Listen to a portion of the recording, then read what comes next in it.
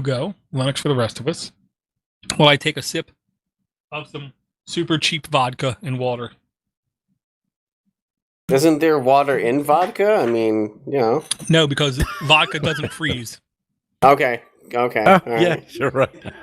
And vodka has no sugars in it. Yes. Yeah.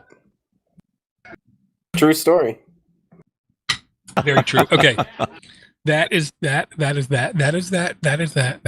And we are live. And this is episode 247. But one thing I forgot to do, I'm going to fuck about audio here. Give me a second.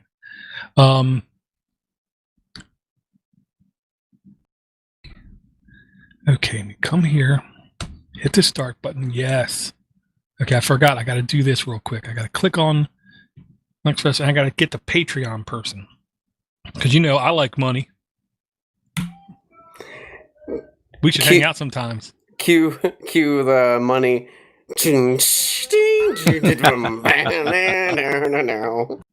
Money! Okay, so 247 is by John Hand, which you would think is a fake name. I wouldn't go there. I know. That's a real name. Okay, so we're going to go live here. John Hand. 1 second. Okay.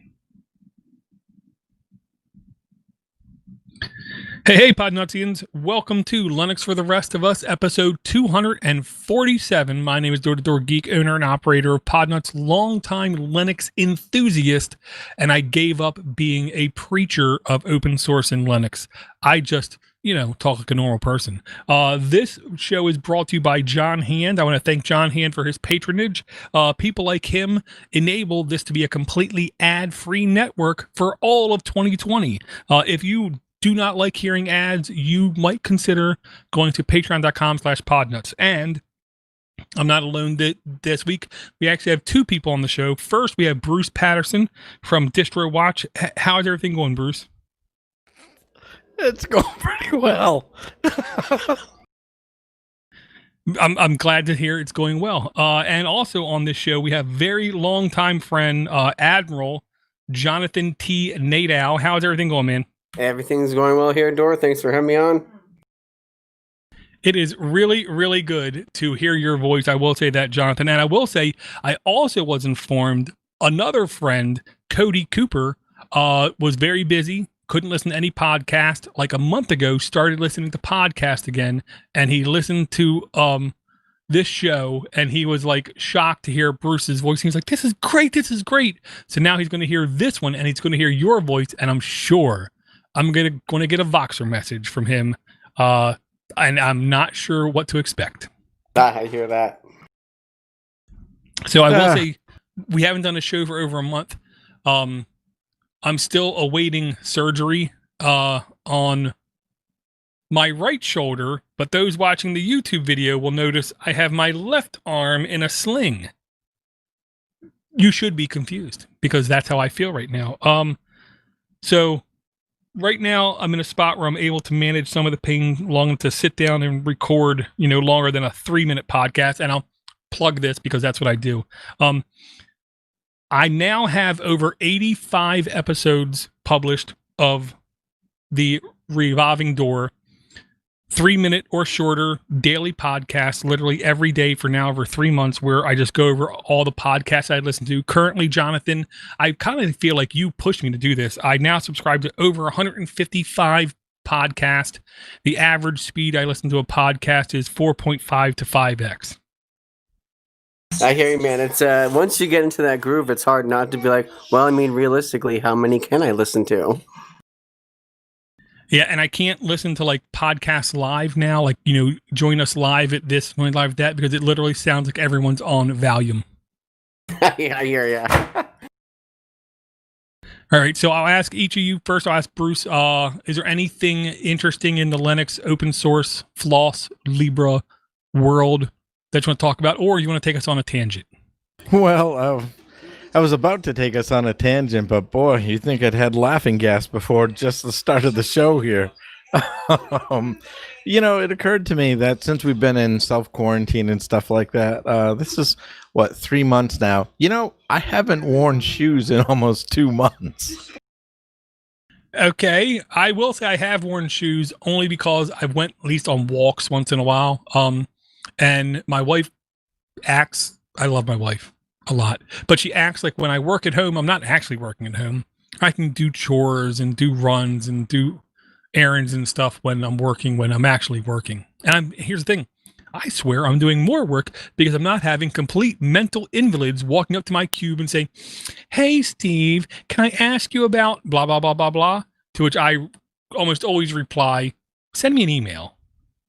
Well, funny you mentioned that because when Jonathan and I were talking yesterday, it started off with me asking him how he's doing, and essentially Jonathan replied to the fact that I'm doing things like I normally do, but I don't feel like I'm making progress. And it feels like running in place in a way because, you're home every day. There's no real variation to, all right, well, I move from the couch to my computer, or after I'm done, I go back to the couch. It's pretty disconcerting sometimes, and I clearly need a new routine. But I know I'm not the only one in this boat either. I mean, you have defined lines, so make no mistake about it. 6 o'clock rolls around, I shut the computer off. But again, you're right. I think during our regular hours, we do work harder now than we ever have. Yeah, partially because the bathroom is a lot closer. Secondly, my lunch is a lot closer. Thirdly, I can actually just turn my head and I'm then on my personal computer. So I can literally, while I'm waiting for queries to execute or I'm waiting for things to run, test kind of thing, I can just sit there and watch YouTube or whatever very comfortably. I will say the first thing I did, I upgraded my chair because I needed to. Oh, absolutely. And actually, you know what? Why don't we show off this way? Because all three of us have largely met each other way back. I mean, our relationship goes back to 10 years at least at this point. Actually, closer to 15, I think. So a lot has changed in that amount of time. Unfortunately for Jonathan, some things haven't changed. Yeah, right. Exactly. But this is one of those things. Where are you guys today in terms of your attitudes towards Linux in general? Jonathan, and you gotta go first. Actually, yeah, Jonathan, you were the guest today. Oh boy, okay. So repeat that question again. So, in terms of Linux, a lot has happened over the years, and think about what it was when you first started getting involved in community, and I put that in air quotes. To what things are like today for you. I mean, our attitudes have certainly changed. As an example, I was all about the community when I first joined. At this point, not so much. In fact, I think if anything, I'm done preaching the gospel of Linux. It's essentially a waste of time for me. I figure the people that are interested in making a change that aren't interested in paying for a lot of things. If they're patient and they want to learn, I'll work with them. But if somebody says, I need this up and running today and put Windows on it, I do. I don't fight people for things like that anymore. I guess I'll come in sort of a little bit on those coattails then. I'm kind of right there with you, Bruce. I mean, the last time, I don't even remember the last year we did the Harvard NELF. It was, like 12, 13, 14, something like that. Like was the last one, 2012, 13, 14, somewhere around there. I really don't remember which date was the last one, but kind of after that show and after kind of a few other things, sort of sprinkled throughout that time, a few years after that, I just haven't really been involved in open source at all. In fact, I still am a proponent of open source software and the benefits of it and things like that. I'm currently not running Linux, and I haven't been for a couple of years right now. Oh, and I think that's fair. I mean, like I said, if anything, being a person who stood on the sidelines watching you struggle with some of these things over the years, I'm not surprised. Even when you've had a chance to actively engage and help people in these kind of things. It's amazing how much pushback you received during this. Well, I mean, what brought me to it is I was using Thunderbird, to read my email, and it just started like dogging on me. And I was running Mate and like Ubuntu Mate. I tried running Manjaro Mate. I was trying to run every version of Mate I could, but Thunderbird was getting like insanely slow. Like, I'm not using any type of exaggeration where if I would arrow down to just see, to like look at the subject of a new email, it would literally take like 60 seconds. So I would hit the down arrow and I have to wait 60 seconds before it would go to the next email. And I wasn't running like an insanely new machine, but it was like a AMD, the 8-core AMD, 4 gigahertz, 16 gigs of RAM, it had SSD drive. I mean, to do something like that, I'm pretty sure I shouldn't have had to wait a minute to start getting to my next emails. And then once I finally opened it, it was just dog slow. And then like Firefox, because that was the only accessible browser on Linux at the time, and I'll get back to that in a second. But Firefox, the only browser that was accessible, that started kind of getting a little doggish too. And I'm just like, man, Linux used to be like run so great on hardware and everything. I'm not feeling it now. And, they kind of become a little bit more quirky. And, mind you, I'm not really involved in the Linux community. I've been doing like marketing, crowdfunding campaigns for the last 3, 4, 5 years. And that was what I've been doing to earn money. And so it's like, I just need my computer to work. I'm not in that mindset anymore where it's like, trying to tinker with it or doing these little hacks in the middle of you trying to get work done. It's just not fun anymore. And so when I can't even like open my email and I have to wait 60 seconds, and I tried, doing fresh installs of different operating systems, like maybe I'm just not using the right one, maybe there's just some bloat somewhere in the kernel, and I tried all different kinds of variants, and I couldn't get it to run on my, what I considered a decent computer. Put Windows 10 on it, and and put Thunderbird on, and it was starting to run a lot faster. And so then I installed NVDA. I don't use JAWS. I'm highly impressed with how accessible NVDA works with Windows 10. So I've been using that. And, I just found out that this Reaper digital audio workstation recording software is like insanely accessible on the Windows platform. It's Pro Tools equivalent, like DAW. And so that's like crazy accessible because this other guy created this sort of like open source bridge that like just made this Reaper software wide open. And it's like wicked accessible. So I just built this insane computer, and I'm going to be using this software because I've been getting way back into music, because way before Linux and all that, I was a heavy metal guitar player and singer, and I was like way into music, and I hadn't played guitar for 18 years. And then about a year and a half ago, this friend of mine reached out to me and was like, "Hey man, you want to jam?" And I started jamming with this friend of mine, and it just like reinvigorated my love for music. So I've just been like diving deep back into music and playing guitar and geeking out with instruments and equipment. And so being able to have this like Pro Tools equivalent software completely accessibly, it just like opens up this entire world for me where I can start like editing other bands' music and producing stuff, recording my own stuff and licensing and all that. And unfortunately, I wouldn't have been able to do that on Linux. I literally filed a bug against Chromium 10 years ago. And just within the past, like this is no lie, within the past 2 months, I got an email saying that that bug is now removed. That my initial bug was Chromium is inaccessible with Orca. Like Orca could not even speak to Chromium. You would just open Chromium and that's it. You couldn't do anything. And so literally took 10 years to make Chromium accessible on Linux. It's been accessible on Windows for like, I don't even know how long, probably like 8 of those 10 years or whatever. I do want to interrupt you there because I'm not sure if you've read the SLA on that.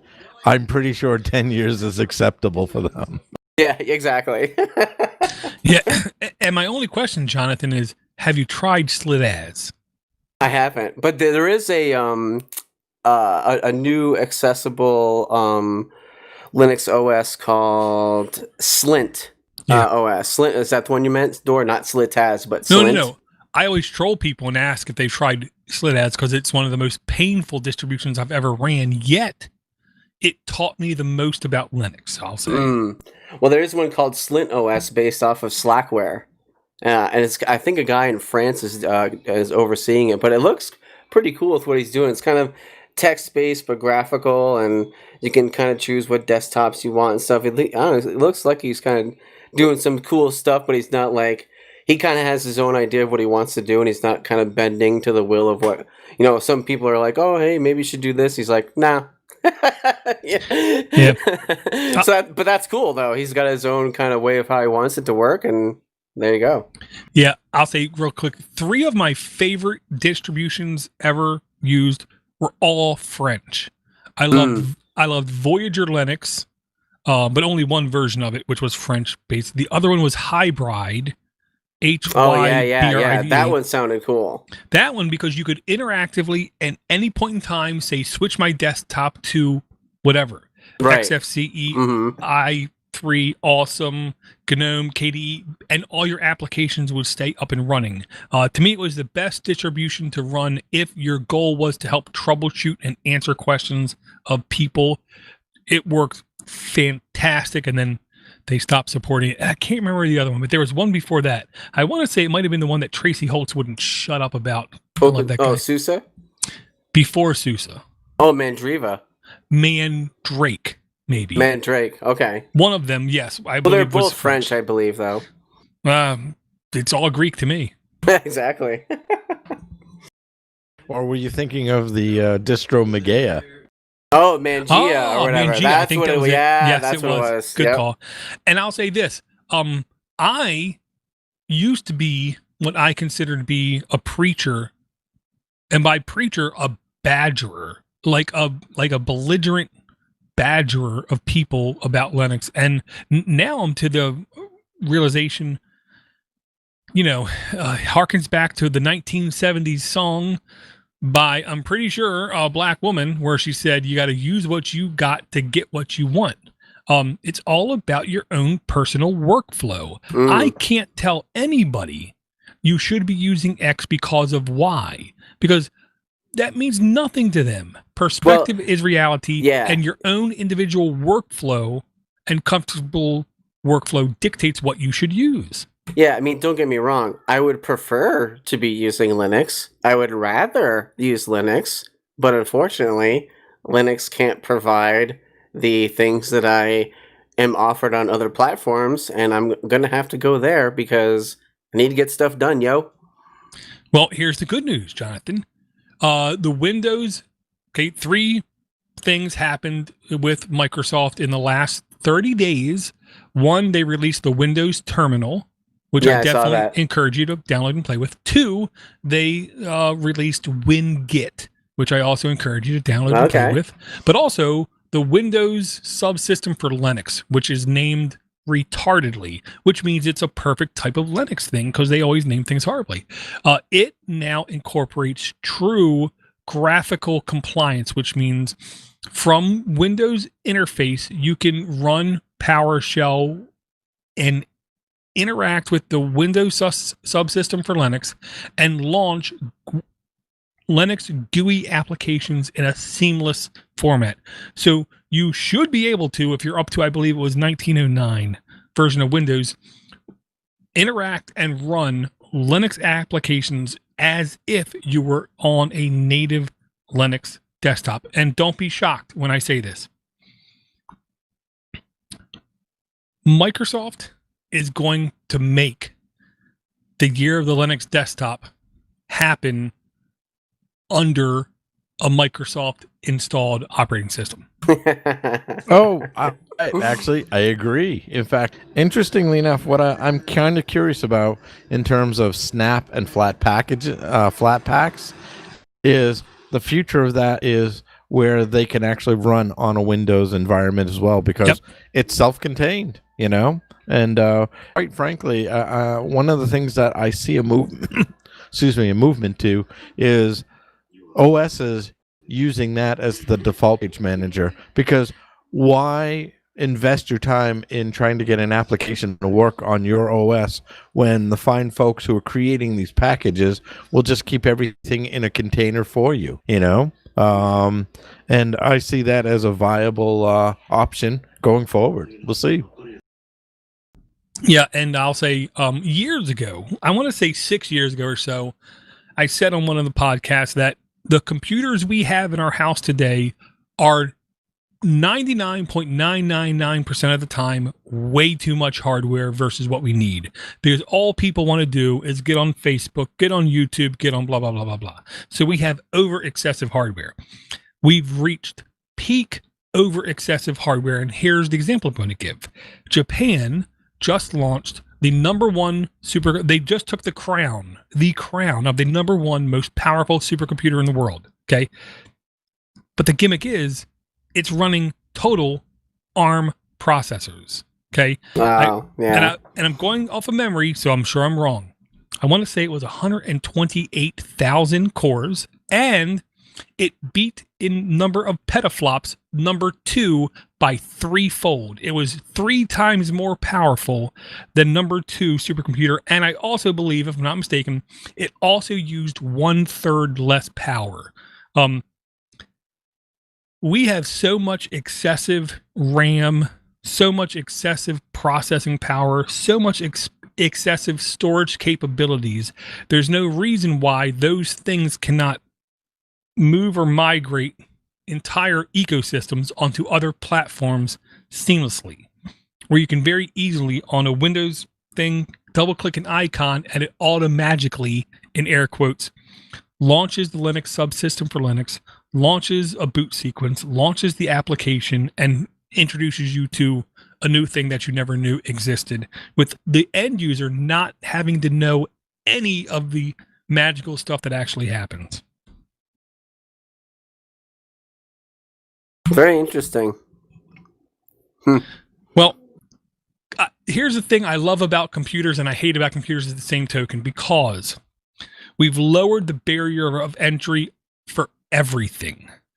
Now, complete mental invalids with the IQ barely above a silverback gorilla can produce a podcast of almost equal quality of true professionals out there and get 10 times the download numbers of true professionals and reap the rewards and sell their listenership as advertisements to other people for, pennies on the dollar, and just sit back and roll in money and have absolutely no technical understanding how any of it works.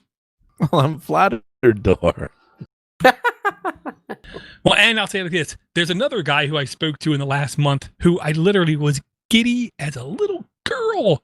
It was Russ Winter, the Techie Geek, and he said, I want to say it was his son-in-law wanted to get into podcasting. And I said, well, as I always said, when someone asks you a question, the proper response is not to give them an answer, but it's to respond to them with 20 plus questions. And so I boiled it down to, look, if he doesn't want to do any work in air quotes, because he was asking about hosting, who should I go with hosting it? Like, should I go with GoDaddy? And I'm thinking to myself, dude, you can go with Anchor FM, you can go with Spreaker FM, you can go with these other solutions where you don't even have to have a website. Yeah, exactly. You can literally just record it on your phone and hand over the ownership, in air quotes, to them. Yeah. And just create the content. And he was blown away. And by the way, I'm sure when he listens to this, I'm also going to get a Voxer message, and I don't know what it's going to entail, but it's always good to hear from the Techie Geek. Probably wild turkey. I miss my wild turkey. Well, I think one of the other questions I have is actually the one that Jonathan and I were talking about the other day, too, in terms of people who want to start a podcast. Important question you can ask is, what am I going to bring to the table that is different from all the others? Because at this point, we really are talking white noise. Well, oh man, here's like a belief of mine. I have no problem listening, because I listen to a lot of podcasts. I have no problem listening to 10 podcasts with 10 people talking about the same thing.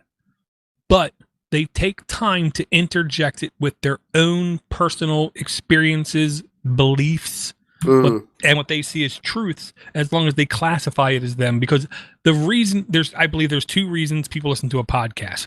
There's the reason they tell other people they've listened to the podcast, and then the real reason they listen to the podcast. And the example I use is Android App Addicts. Why would someone listen to Android App Addicts? Well, they'll tell somebody else, well, because I get to hear about Android news and I get to hear about Android apps and blah, blah, blah, blah, blah. But the real reason they listen to it is for the camaraderie between the individuals, and they get to know people, and they get to feel like there's a distant friend off in the distance. My personal belief is every podcast should feel like me, Bruce, and Jonathan are sitting in a garage with the garage door open, throwing darts at a dartboard, drinking whatever beverage we like, and the random person walking by just hears us talking and asks, hey, can I come in? And that's what they're listening to, is this podcast while we sit there and talk. That's the way a podcast should feel. It should not feel utterly scripted, documented, like anal is the word I'll use. So I'm okay with people thinking that they're not contributing anything that no one else is, as long as they bring themselves to it as well. Correct. I think earnestness really does carry a lot of weight to it. In fact, that's usually the key to any art. It's a personalized part of it where you make it yours because it's based on all these, factors. So, no, I agree. So I retract my initial statement. Well, but I also ask you, do you remember the question you asked Jonathan about his time in Linux? Yes. Well, what was it? I can't remember. It was, when you look back on things when we first began to where we are today, it was, what has changed in terms of attitudes, and where are you in terms of your view of Linux today? Well, like I said, I would prefer to use it if it, was doing what I wanted to do. I actually, since I upgraded my computer, my old computer is now the living room computer. And I was like, we'll just throw Ubuntu mate on it and call it a day. We should be good to go. And it was the latest LTS. I don't remember the numbers, but it was the latest LTS version. And put it on there, and it stayed on there for a little bit. But man, it was. I ended up putting Windows 10 on it. Just I don't know if it's like something to do with like maybe it's that processor. I don't know, because I know AMD actually had a class action lawsuit because like even though they claimed it was 8 cores, it really wasn't. So they got sued over that. So I don't know. Maybe the processor really wasn't all that great. I don't know. But even the performance without accessibility having to be turned on wasn't that great. And we put Windows 10 on it. Again, maybe if I had a slightly better computer, when Linux would be on it. But for right now, Windows 10 is on that. And again, I'd prefer to use it, but just my latest experience wasn't that great. Well, yeah, and I don't think I answered Bruce's question also. What I'll say is, I feel just as passionate about Linux as I ever have.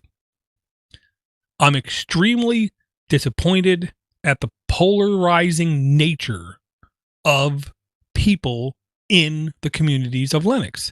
I'm also extremely disappointed in the fact that we have completely obvious to anybody who does any amount of lateral searching, we have a complete anti-Semite being very popular in Linux.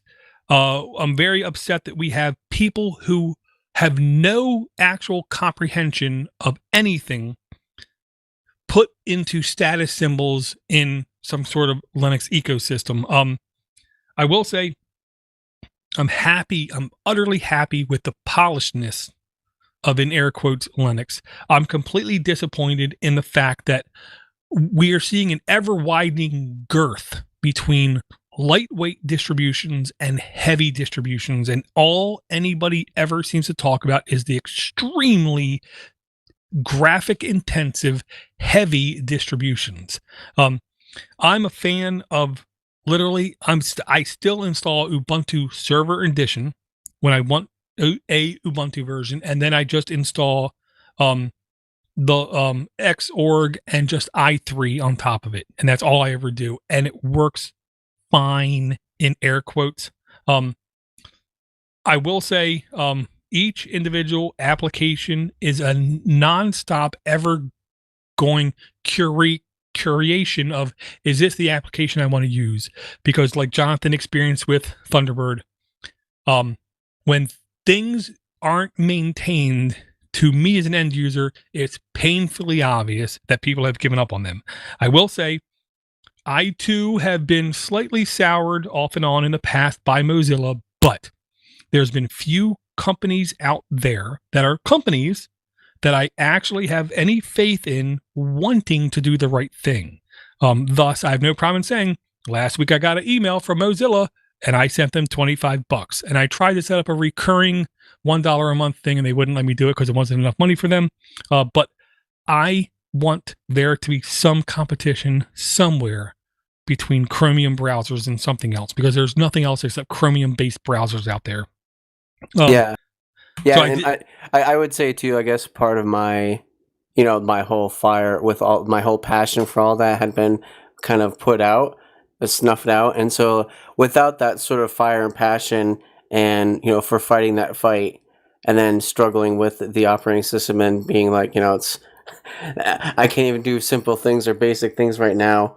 I just need, I need to kind of maybe go where something else is going to, kind of suit my needs for right now. Well, what I noticed... Oh, go ahead, Dora. No, I was just going to say, so I'm still using Linux partially because of I'm a curmudgeon and I'm stubborn. It does everything I need it to do. It does everything I want it to do. I now have extremely tight workflows of what I do. And I'm not going to lie, I do a lot of the stuff that I need to do on my Android device, but I will say KaiOS, which I will say again, I was the very first podcast that ever mentioned it, and I dare somebody to call me a liar because I'll give you money. KaiOS just released last week a podcast player, KaiOS, long story short, incredibly cheap phones for third world countries, literally like $60 phones running this Linux open operating system on it. And KaiOS is just one version that's been more popular than others. It just released its first podcasting app that I know of. And I literally immediately contacted the developer of it. And I wanted to give him money. But it turns out he wants a little bit more money than I can afford right now. But it's PodLP. PodLP, I believe is what it's called. I'm in a back and forth with him right now because I would like to give him money. I want to see him move forward. I want to see him keep doing more good things because I want in my pocket to have a free Libra open source operating system, fully functional in my pocket. And the more people we get higher up on the food chain of technology, the better the world is. Period. Hard stop. If you take a look at history right now, okay, go back 250 years, 90% of the world was in abject poverty. Please don't reply unless you actually look up the definition of the word abject poverty, because I'm betting a lot of you people don't. Today, less than 9% of the world lives in abject poverty, okay? And it's because we in the first world have been buying phones so frequently, buying computers so frequently, that the third world is getting direct benefits from our throwaways kind of thing, including our clothes even, which is surprising, but it's true. So I want to support things like KaiOS to become as popular as they ever can be. The split second I can ditch my Android phone, I'm going to take my phone out front, and like that movie with Ed Norton, when he was the racist, American History X, I'm going to take my phone, put it on the curb, and stomp the hell out of it, because I can't wait for the day I can put a true, free Libra open source phone in my pocket. Yeah, where did all you think those New England Patriots Super Bowl championship shirts went when the Eagles won? True. I was listening to a one podcast where the guy said, you don't understand. Yes, when we give people those shirts, you're taking away a business of that local people putting out a shirt, but you got to understand that local place putting out a shirt will only last through the washing like 6 times, where we give them one of our shirts, it lasts 600 times. So it's better for everybody, better for the environment, better for their ecosystem, better for everybody, for them to make money in places that better benefit them and their ecosystem. That was a really interesting podcast, I'll say. Oh yeah, and I also wanted to make the point my wife pointed out. I didn't want to cut off my nose to spite my face. That's why I switched over to Windows, because, I just had to, like I said before, get stuff done. Hey, and look, that's why I honestly like listening to people like Nightwise, because he doesn't care what you use. All he cares about is, are you getting what you need done in an efficient fashion? Because if you're using iOS, if you're using Android, if you're using Windows, if you're using Macs, if you're using Linux, you just once in a while need to stop and evaluate your workflow and say, is there a better way for you to do that? I will say I have no problem in going out of my way to make my workflow better on Linux. I spend 8 hours a day on Windows, and I'm still convinced what I need to do, I'm able to do most efficiently on a Linux desktop for now. But also, I don't know if you know this, Jonathan, Linus Torvalds, after I don't even know how many years, ditched Intel, and he switched everything over on his systems to AMD, which I'm sure immediately caused AMD stock price to go up. Well, that's because now he's a converted gamer. Speaking of gamer, did you guys know what our friend Ike Darty is doing? And I call him my friend, even though I'm sure he doesn't even know my real name. What is he doing these days? And I won't be surprised whatever you tell me. First off, I'll say it like this. I'm Irish, okay? Given the chance, I would happily knee Clem right in his junk. Actually, no, I'd give him a flying knee right to his chin, and I guarantee you I'll connect. Ike Darty is the kind of Irishman that I feel proud, so proud that he's Irish. This guy created his own distribution from scratch. He didn't jump on the back of the biggest true open source distribution there is, like Debian. He created his own. He created his own package manager and everything. Then he went and worked at Intel, and he took Clear Linux and he made it into something incredibly fast and furious and polished, which we're going to see in the next couple of years. You're going to see embedded systems running Clear Linux between me and you.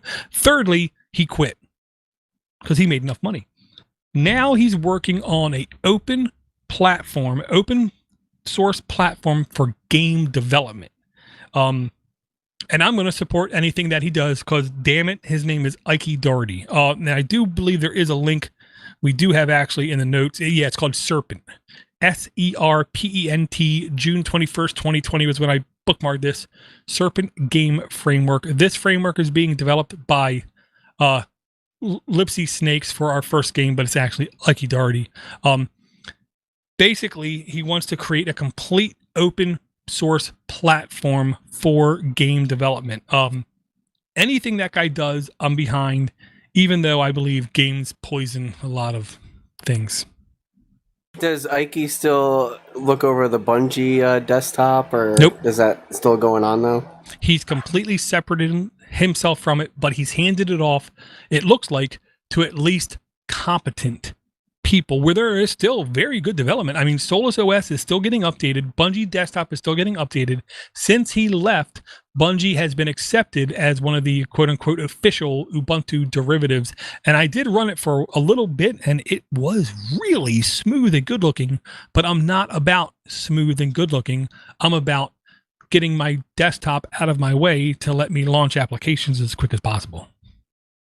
Yeah, actually, and there was a review that Jesse Smith did probably about 6 months ago about Solus and the update, and still top of the line OS, and there was very few items that were any that had any drawback, but overall it's a solid OS. Yeah, and I have no problem saying I'm doing my Revolving Door podcast about all the podcasts I listen to. After that, I'm tempted to go through the YouTube channels I subscribe to. And then after that, I'm tempted to go through the Patreon people that I support, because I can't support everybody I listen to. Okay, period. I just can't. But certain people, I believe, deserve support. They deserve a fraction of my pay. Like, hypothetically, right now, if Weird Al Yankovic started a Patreon, I'd do everything in my power to give him like $3 to $5 a month, because that's how much I would love him to keep creating and keep moving forward and keep doing things. And Jonathan told me years ago, before I went to ever see Weird Al live, it was one of the best live shows he saw, but I have even more than that. When we exited the place, okay, hundreds of cars in this place. Yet this was the first time in my life I exited such an event where everybody actually followed the zipper technique, which is you let one person go, then you go. You let one person go and you go. We got out of that parking lot, busy parking lot, in less than like a minute and a half. And my wife said it was almost like we were Moses and the Reed Sea was parting right in front of us. Wow, I've never heard that before. That's funny. That's Weird Al fans. Weird Al fans, I personally believe, are amongst the most humane, ethical, moral people I think I've ever witnessed in my life. And I have no problem in saying I saw Paul McCartney live. Pretty sure Weird Al was a better show.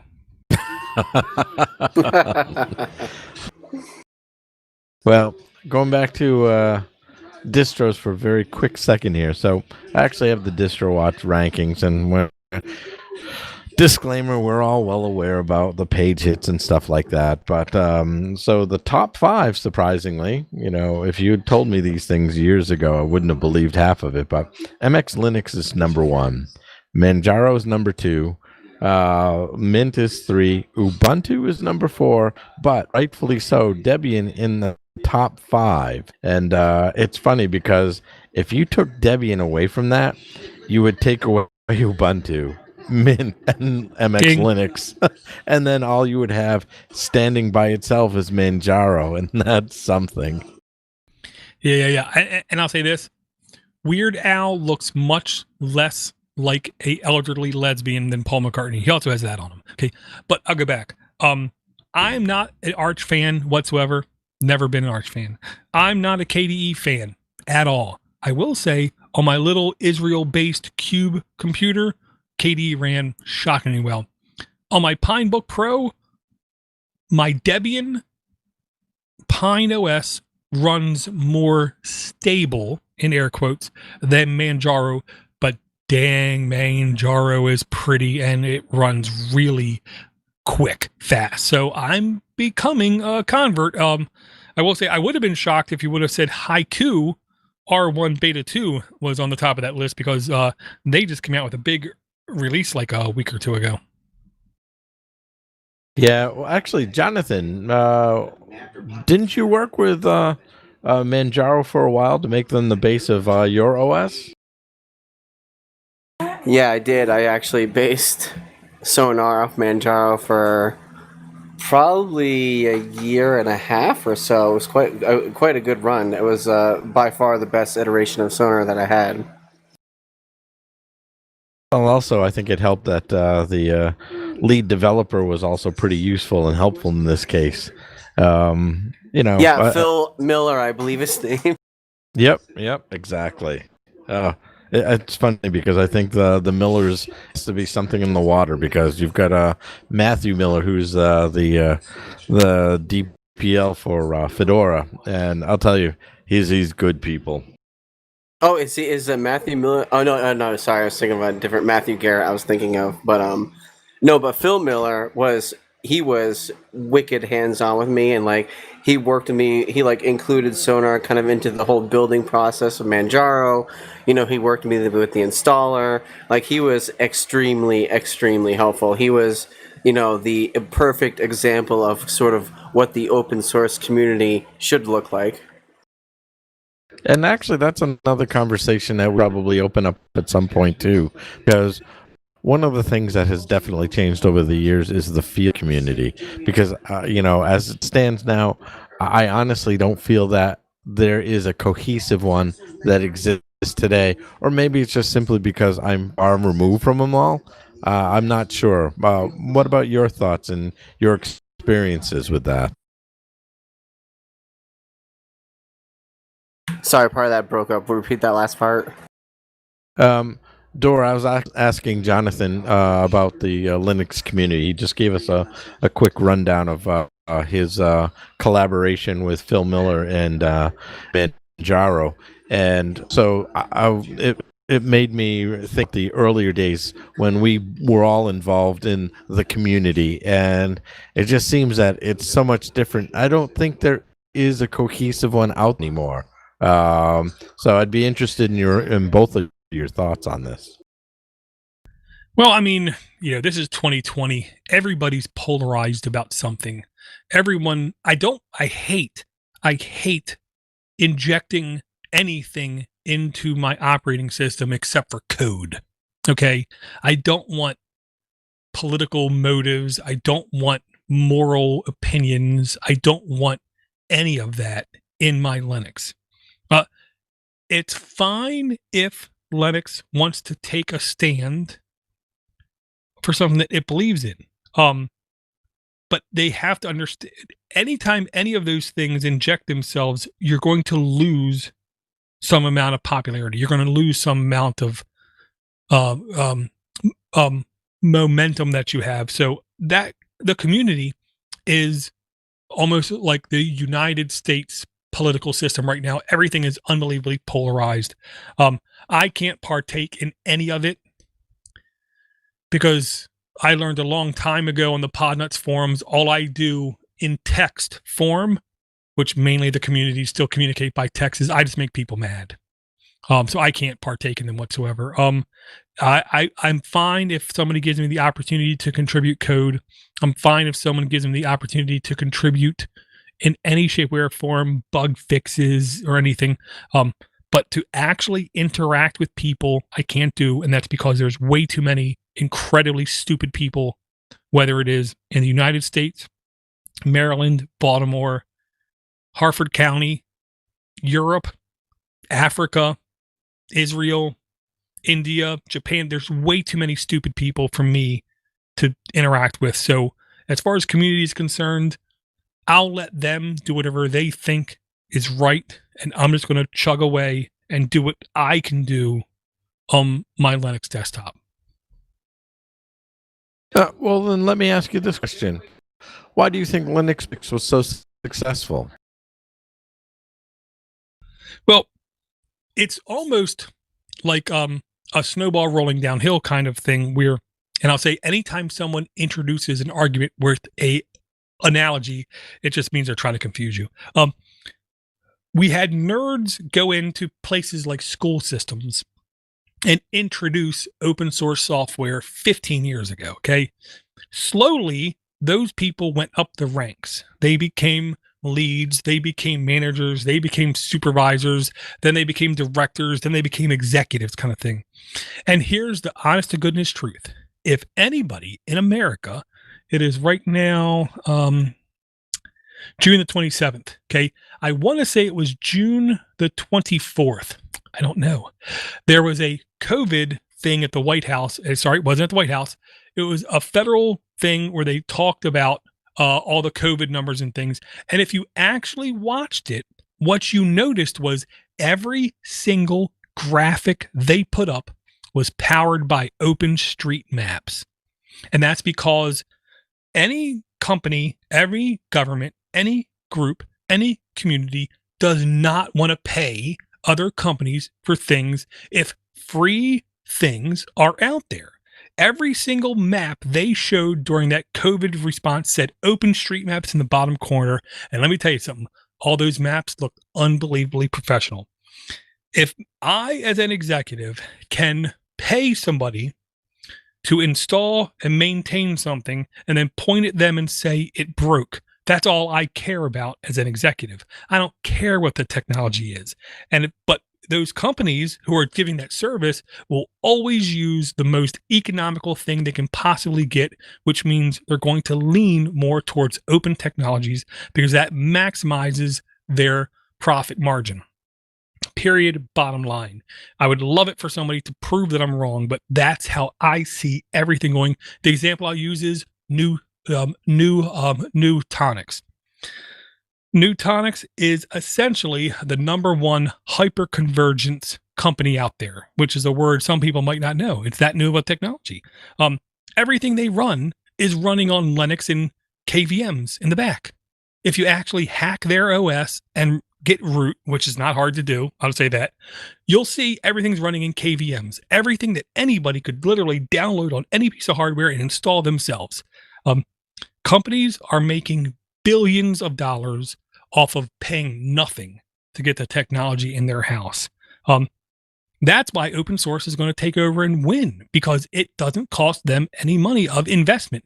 All you need to do is sit down and watch some YouTube videos, and you can do anything that any company has ever done in the existence of mankind.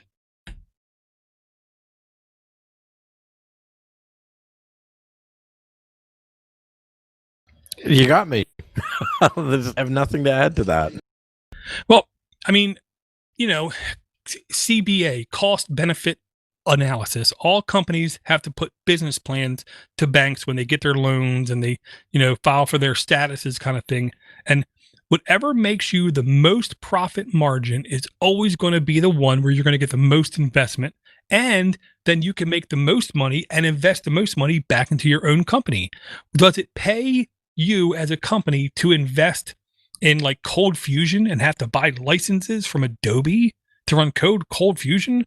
Or is it more to your cost benefit to just download PHP libraries and frameworks and just use them?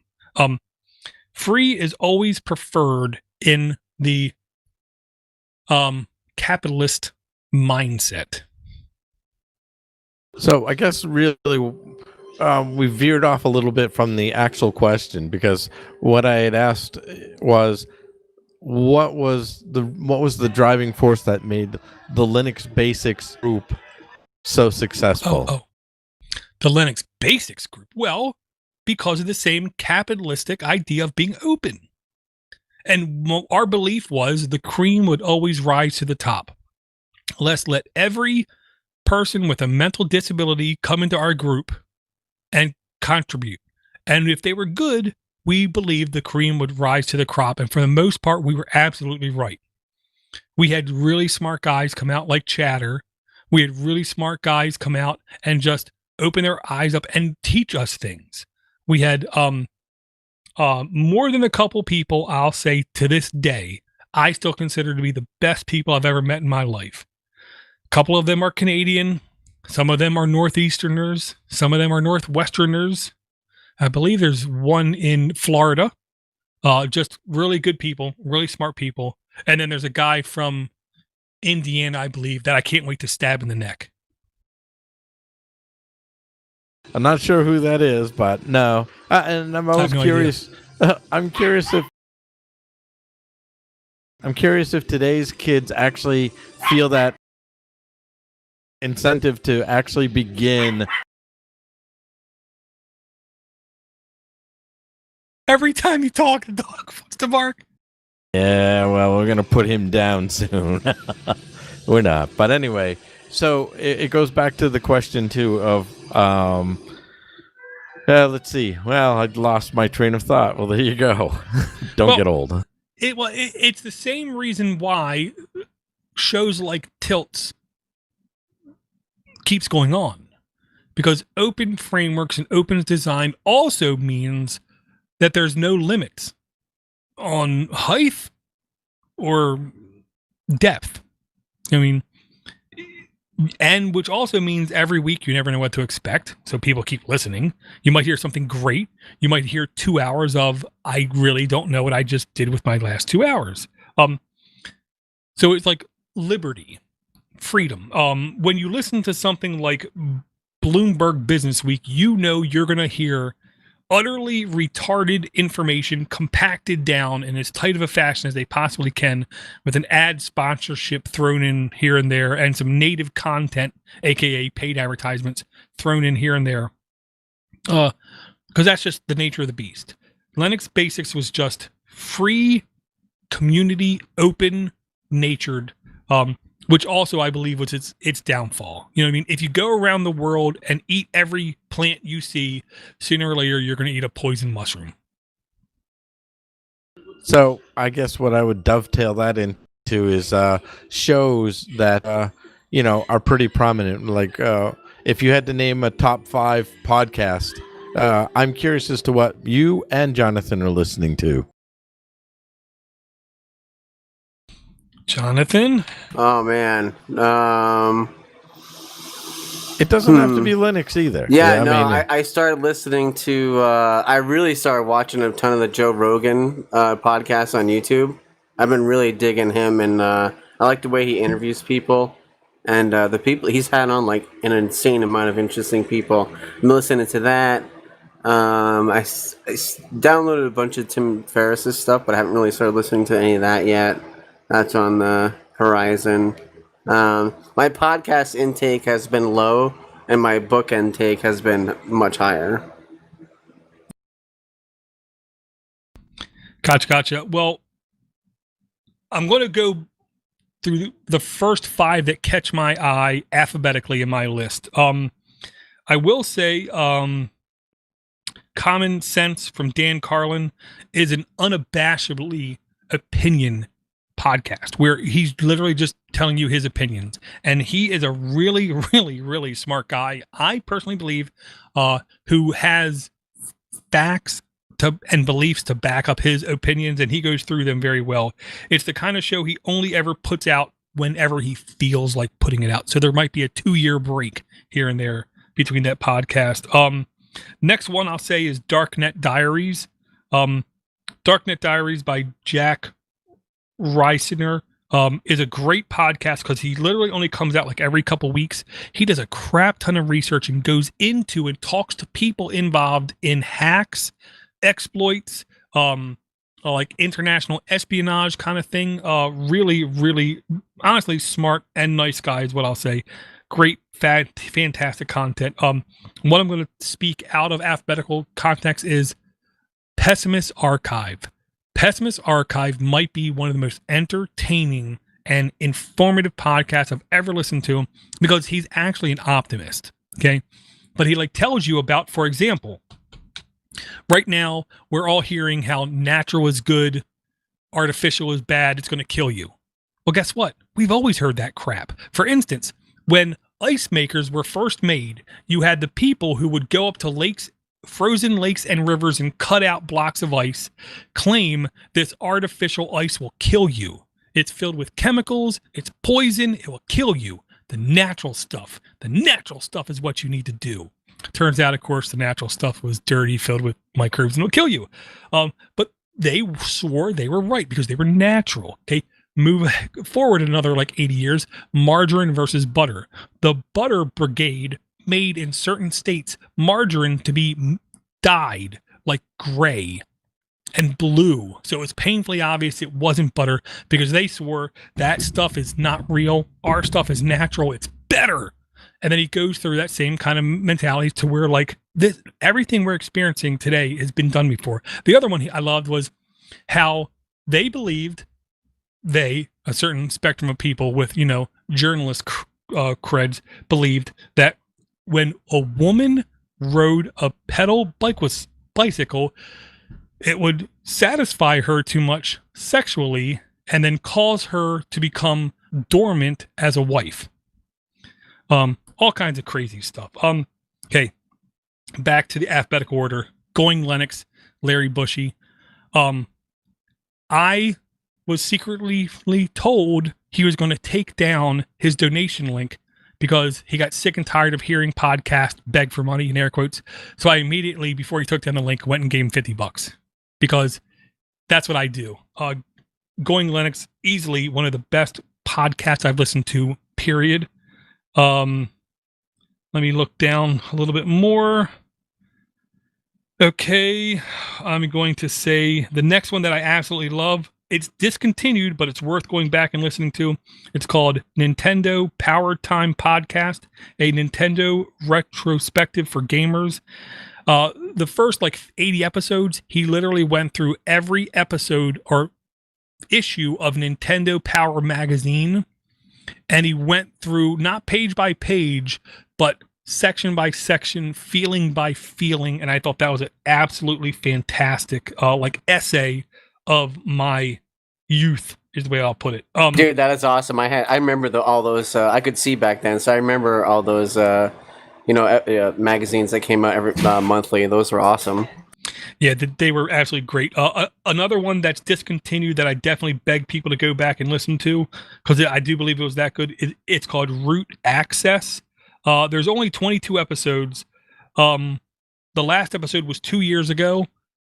This guy went into the dirty underside of the internet and crypto and privacy, and was telling things that people shouldn't have to hear. And then I have to always give a honorable mention to Lennox Basement, which I think was honestly, Chad, one of the best podcasts ever, but only slightly better than that. Lennox Reality, which is still hosted on archive.org by Chess Griffin, is by far the best podcast I've ever listened to, period, hard stop. The funny part about it is that some of that is still even valid today. A lot of it is. Damn it, I gotta mention 2 more podcasts. I'm sorry. One of my idols growing up, because I felt like class was rare. There's actually 2 of them. One is called the Carson Podcast. It's basically a fan that goes around and finds people who were involved with the Johnny Carson podcast and interviews them. All kinds of people, influential people, celebrities, stars, writers, producers, everything, and just interviews them and asks them, what did Johnny Carson mean to you? What did the show mean to you? And then very recently, the Johnny Carson Entertainment Group released a podcast. It's literally called The Johnny Carson Show, from the official Johnny Carson place. It's only, I want to say around 19 episodes in, where they literally have access to the entire Johnny Carson library of content. And they selectively pull out like a monologue from a show and then an interview with a guest. I have not smiled so much in the last month or 2 months than when I started to subscribe to that show. And I can't do it now, but right on to the side of me, of course, Jonathan won't be able to see it, I have a Life magazine from 1972, I believe, with Johnny Carson on the cover. So every time I come downstairs, that's what I see, because that's what I aspire to be. I aspire to be a mix of Johnny Carson and Chess Griffin. To me, the most professional, genuine people in entertainment media I've ever listened to. And let's not minimize the talent it takes to actually carry on conversations with your interviewers, because the thing is that very few people have that. In fact, I think one of the gold standards is Dan Rather. You know, he has a show on Access TV called The Big Interview, and he's a pro. He comes prepared. You know, his guests are never surprised. Well, they're surprised by the kind of questions because they've never been asked them before, you know. Well, and like Johnny Carson, they expect a certain set of pre-drawn questions, but rather lets the conversation dictate the question. And unlike the current late night talk show host, he doesn't adhere to this script of questions. Oh, and that's the biggest thing, because when Johnny asked the question, he knew what he wanted and would just give it to him. He wasn't interested in hearing himself talk. You know, that's the biggest drawback to the current crop of nighttime TV, is that they're more interested in getting their long-winded stories about something before they actually get to the actual question. So it's, Johnny Carson was, as they say, a national treasure. Yeah, and I gotta say, it turns out Johnny Carson's favorite guest, A, he hated Bob Hope. Good, because I did too. B, he loved the potato chip lady. You know, the lady who all she did was collect potato chips that were looked like people. These were his favorite guests. Also, 2 more things. He was the first person to publicly, on nationwide television, basically debunk Uri Geller and prove that he was completely fake, which he only did under the advisement of Amazing Randy, con man in his youth, turned magician in his middle age, turned debunker in his old age. He told Johnny Carson exactly what to do to prove that Uri Geller has no special talent and ability. And you watch the entire episode with Uri Geller, and it is so painful because it's so obvious he doesn't know what to do. And Johnny's being the complete gentleman as he always was. 3, the split second Johnny Carson died, he made the one-time largest, secretly, not too many people know this, made the one-time largest contribution of any individual in the history of man before then. That's how much money Johnny Carson had. And it went towards contributions for kids with diseases and education for poor and third world kind of countries. Johnny Carson was the epitome of class, to which we have not seen in any public media since then. And while I like Joe Rogan, he most certainly is not the essence of class. I wouldn't put him on that same level. But I will say, one of the things I've noticed is that watching Joe Rogan over the years and his show mature, I don't mind him at all. I think he actually, I enjoy his stuff. I just like how he knows how to ask the right question, and then he literally doesn't say anything for the next 15 minutes. Right. Because he just knows how to wind up his guest and let him go, you know? Well, he's great at shutting up, which is rare these days. But 2, I can't watch him on YouTube. It only goes up to 2x. Yeah, I hear you. And I love when a listener emails me and tells me a podcast is too long. Really? You're telling me my podcast is too long? The average Joe Rogan podcast is about 3 hours long, and he just got something like $200 million. I'm pretty sure my podcast is not too long. Maybe your attention span is too short. There you go.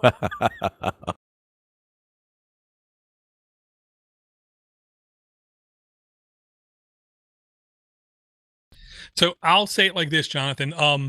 Since now Podnuts is doing everything in its power to not take ad revenue, that means, money's not coming as freely as it was in the past. Yeah. I have been speaking to multiple people about there has to be some kind of way we can connect, hook up, meet up kind of thing. But of course, thanks to the Rona, everything's paused and delayed. Yeah. But I'll say there's few people in this world I would like to get Rona from than Jonathan they do. So what I'll say to you is, now that you've been through the gravy train, you've been through the ringer, you've seen the highs, you have witnessed the lows. If you could right now hypothetically have the figuratively Lennox ear right in front of you, what would you say anything should be focused on? What needs to be improved? What needs to be fixed? What needs to have some attention, some TLC done towards it in the realm of Linux? And it's really hard to answer, only because we don't live in a perfect world. And if we lived in a perfect world, sort of the ideals of the open source ethos would work their way through and kind of be what they should be. But in a world that we live in, nothing's perfect, and so it's this thing can't really be governed. It's like the horse is out of the barn, and the ideals are out there, but really anyone can sort of flex those ideals a little bit into shape and fit the whatever mold they want. So even though across the board everything seems to be the same and as usual, it's kind of really not behind closed doors. So I don't really know if anything can necessarily be done. I think if you can find a community and it kind of fits your needs and it works for you, good. Awesome. I mean, I'd prefer to use free software and prefer to run Linux, but right now I'm not. But, I'm going to get involved in the that Reaper community with that open source bridge that makes it accessible. I'll probably get involved with them. I was thinking about maybe starting to see about getting involved with NVDA a little bit maybe or something, but I don't know. Like I said, I would say to the new Linux user, open source software person, find a community that sort of fits what you're looking for, but don't look to change a community, would be what I would say. Very good words. Nope, I agree. In fact, I think if you're looking for the kind of community feel that we've spoken about in the past, you'd actually have to look towards the Linux and, dare I say, even the Windows community, because I've been to a couple of Windows events, and I got to tell you, it feels like the old Linux feeling, where you have a lot of people who are all working towards one thing and are openly sharing as much information about what it is they're doing. So, I think it's shifting. We'll see.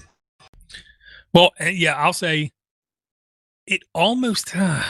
I don't think this is accurate, but I think there's some truthfulness in this. It almost doesn't matter what a single Microsoft executive thinks, feels, wants, or believes. It matters what the boots on the ground are doing inside Microsoft, okay? But I'll say it like this. Everybody working at Microsoft must suffer from whiplash, because there's never in the history of the world been as gargantuan as a company to shift as fast, like a Titanic that shifts like a mosquito through the air kind of thing, as Microsoft. And I think it has nothing to do with the executives. I think it has nothing to do with the management. I think it has nothing to do with that. I think it has to do with the individual boots on the grounds, the people writing the code, the people creating the tools, the people who are like convincing Microsoft to buy GitHub. Those kinds of people are dictating the future of the company. I think Microsoft has done a fantastic job of listening to lesser people on how can we make your job easier, what will make your job easier, faster, better. Okay. With that stated, Linux is a cancer. It is. But you got to understand, everything is evolutionary. Everything is revolutionary. Change is going to happen no matter what. If you fight change, you die. Okay? If there's a cancer that is unstoppable in a technological ecosystem, you have a choice. You can ignore it and die, or you can extend, you can embrace, and maybe extinguish, maybe evolve into, maybe become a parasite onto it. I don't know. Maybe we need another phrase there besides extinguish. But Microsoft is enveloping the open source ecosystem.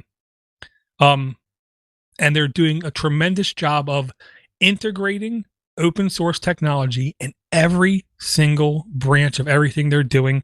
And they are doing a better job than a huge number of Linux distributions in integrating open technologies.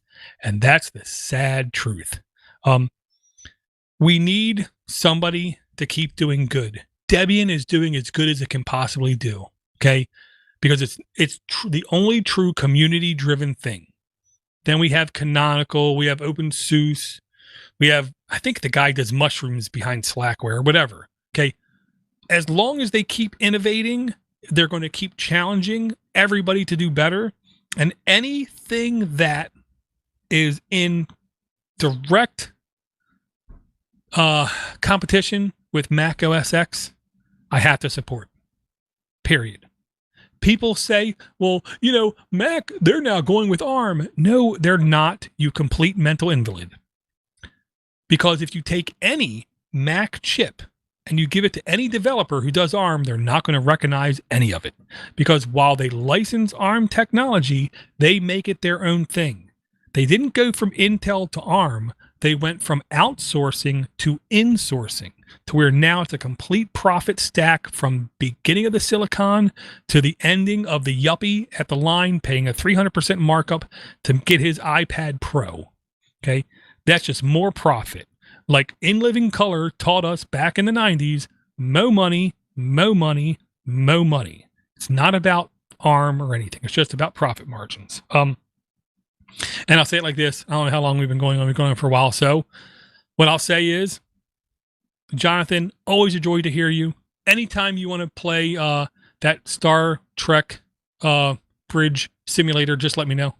Oh, yeah, definitely. Bruce, thank you very much again for always coming out. Again, I do believe we actually did have a new Patreon, and I do believe we actually had an email, but because I'm so incompetent, aka I'm in so much pain. I don't know what the email is. But if you want to send us an email, podcast@linuxfortherestofus.com. You can send us a voicemail, 707-6 Go ahead and call us a voicemail. If you want to troll me, do your best. I've taken down bigger and stronger. And I always encourage everyone, never, ever, ever forget, if you do not have root on your system, you really do not know who does. I'll talk to everyone again real soon. I tell you what, man, this shoulder's hurting me, man. No, this went really well. I, being on the sidelines, enjoyed the show today.